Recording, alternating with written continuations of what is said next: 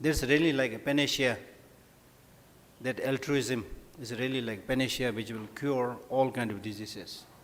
Most of the problem that we experience is because of negative self-cherishing attitude. Most of the time we keep on harping and talking about I, me, mine, I, me, mine, I, me, mine.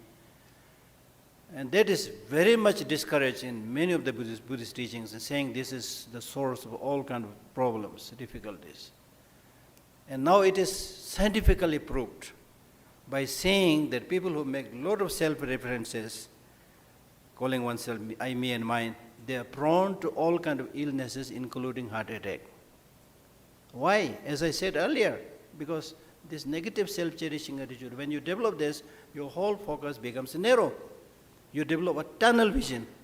And within that tunnel, narrow focus, even if there is a small problem, you tend to see it as if it is unsurmountable.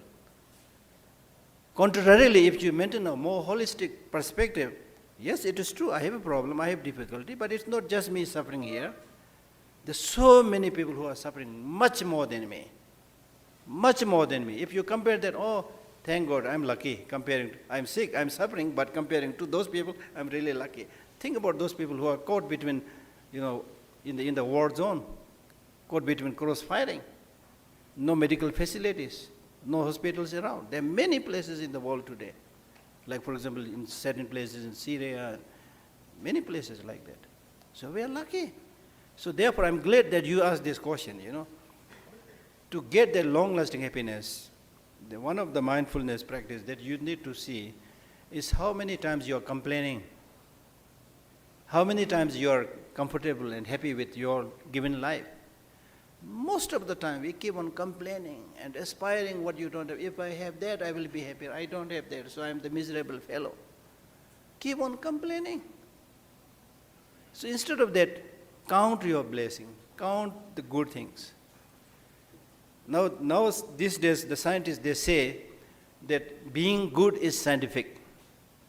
Being good is scientific because to become good, there are many things you can count. You can love some other people. You can have compassion. You can have patience. All these good things you can count. Anything that is countable can be treated as a science, you see. Right? So therefore, it is really, really important to lessen this focus just about oneself.